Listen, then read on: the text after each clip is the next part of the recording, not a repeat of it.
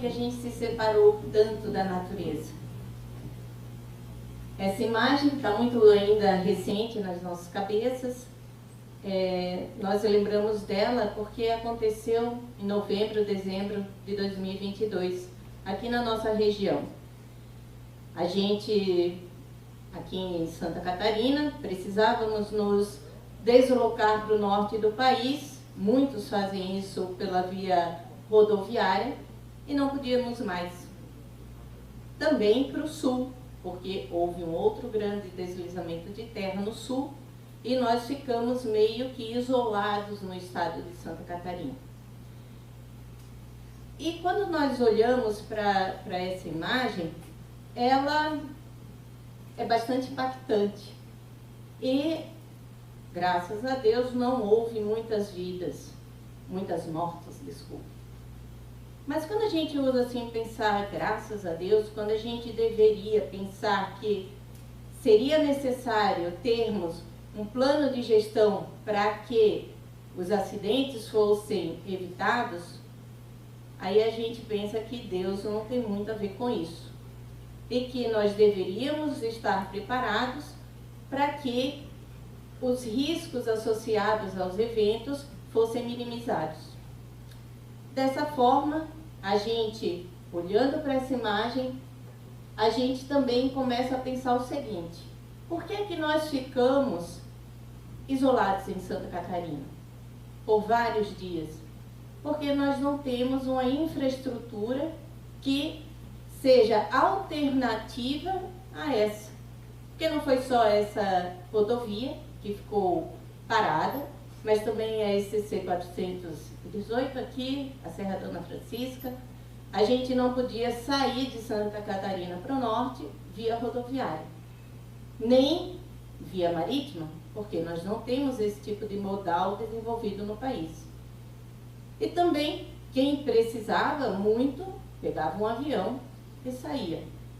Dessa forma, por vários dias, nós não conseguimos escoar a produção, pessoas que precisavam de tratamento médico não conseguiram sair daqui, pessoas que tinham que prestar serviço também não conseguiram sair daqui. E isso daí está ligado à infraestrutura.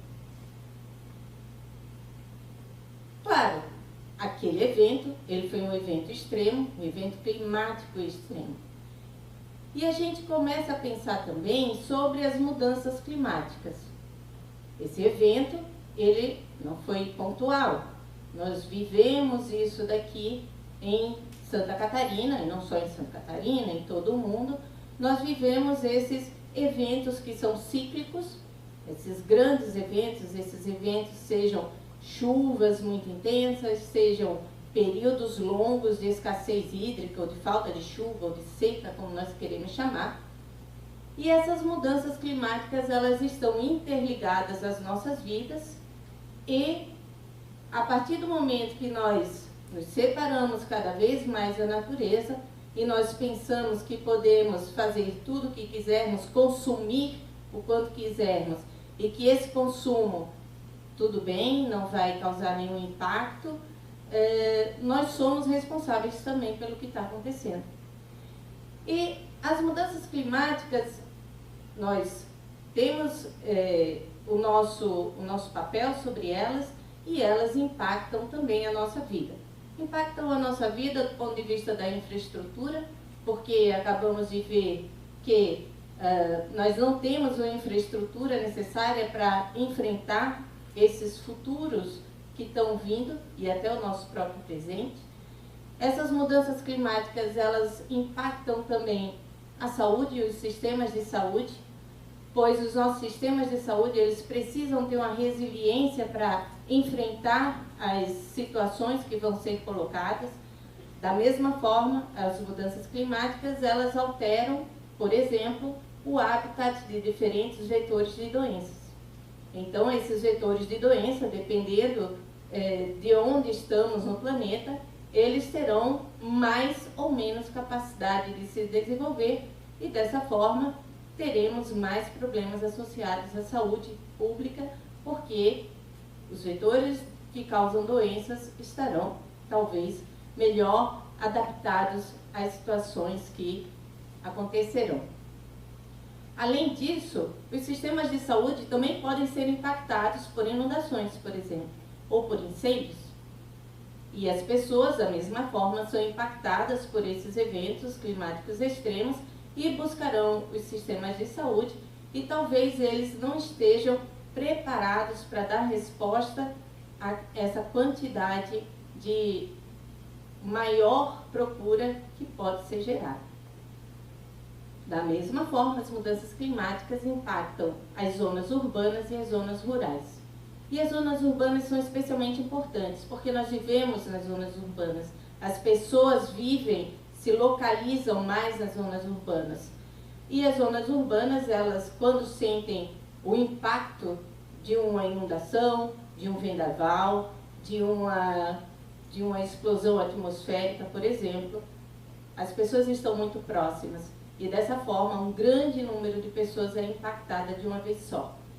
Falando nisso, se a gente começa a pensar em soluções construtivas para enfrentar esses novos futuros ambientais, climáticos que nós teremos, a gente continua construindo igual ao que a gente vinha construindo desde sempre. Embora cada ano se observa um número maior de vendavais, de granizo, de explosões atmosféricas. A região oeste aqui do estado de Santa Catarina vem sofrendo isso frequentemente. Mas todos continuamos construindo da mesma forma. Inundações, continuamos construindo da mesma forma. E sobre as zonas rurais, da mesma forma que as inundações e também os incêndios florestais fazem com que nós possamos perder propriedades nas zonas urbanas, nas zonas rurais nós vamos perder solo, nós vamos perder produção, seja por queimadas, por secas, por inundações, perdemos solos, perdemos animais, perdemos tudo. E dessa forma a gente vai observando que as mudanças climáticas elas vão impactando a nossa vida. E a gente precisa começar a pensar o que fazer. Aqui a gente tem uma iniciativa. Quem já anda aqui por Joinville, eventualmente, pode ter visto uma placa como essa no centro da cidade.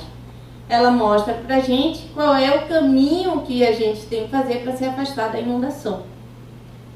Evidentemente e eventualmente, nós podemos não chegar aonde temos que chegar, mas pelo menos nós não vamos entrar em contato, por exemplo, com água contaminada. Água contaminada com esgoto, a gente está falando da infraestrutura, temos pouca infraestrutura de saneamento, sistemas completos de infraestrutura de saneamento nós não temos. E, por exemplo, aqui em Joinville, cada vez que tem inundação, a gente também tem, defasado no tempo, um aumento do número de casos de leptospirose na cidade. Então, de alguma forma, a gente está ligando a falta de saneamento com também essas ocorrências de doença e esses eventos extremos. Mas esses eventos extremos, eles acontecem, sempre aconteceram, como eu falei. A gente sabe que eles são cíclicos e que eles podem, e eles têm, além de serem cíclicos, eles aconteciam com a periodicidade maior. Aqui a gente está mostrando a imagem da SC418, Serra Dona Francisca. Nessa foto aqui embaixo, nós vemos exatamente o mesmo local daquela lá de cima, aquela região mais cinza no centro da imagem, na parte superior, é a Serra Dona Francisca, com aquele monte de pedra que foi carregado em 1995. Esse evento aconteceu em 95, mas nós tivemos outros eventos em 2008, nós tivemos em 2011, nós tivemos agora em 2022. 2011 não foi só aqui, a gente lembra também Nova Friburgo, com mais de 1.000 mortes, desaparecidos, e a gente termina verificando que esses eventos estão acontecendo, esses eventos vão voltar a acontecer, e a gente não está preparado para eles. Mas quem deveria organizar toda essa preparação do evento?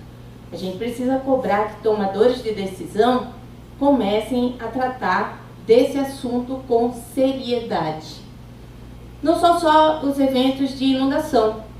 Esse mapa aqui mostra a onda de calor que aconteceu o ano passado na Europa, e essa onda de calor causou 15 mil mortes nos 3 meses de verão.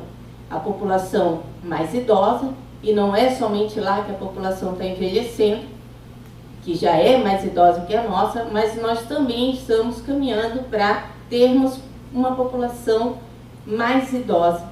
E de que forma essas mudanças vão impactar a saúde dessas pessoas? Não somente a gente tem essa onda de calor causando mortes, mas elas também causam incêndios. Uma soma de aumento de temperatura com menos chuvas. Esse mapa, além de a gente estar vendo que ele está se movimentando, observem que a partir de 2010, esse número de incêndios, isso daqui mostra para a gente o número de incêndios florestais no mundo. Vejam que a partir de qualquer lugar que vocês olhem, a partir de 2010, essas manchinhas vermelhas aumentam. Também no Brasil. E a gente lembra, eventualmente, dessas imagens que vemos na televisão, das pessoas na estrada e o fogo chegando nas pessoas, ou as pessoas em casa tendo que sair, porque o fogo está chegando. Somente o ano passado, na França, houve o deslocamento de 39 mil pessoas por causa de incêndios. E aqui, como é que a gente vai fazer? Como nós vamos dar resposta a isso daí? Sobre a agricultura, os incêndios causam grandes problemas, pois a gente, além de perder a produção, perdemos também os solos e, além disso, temos como impacto um aumento no preço desses víveres, enfim, de toda a parte agrícola, do alimento que precisamos. E, além do aumento do preço, nós temos quebra de produção. Além da quebra de produção, nós temos também a dificuldade ao acesso desses alimentos. E daí, mais uma vez, a gente percebe que todas essas dimensões, elas se interligam de alguma forma. E como é que a gente vai fazer? Claro que eu preciso conhecer os riscos aos quais eu estou submetido, seja do ponto de vista local, regional, nacional. Nós temos que conhecer os riscos.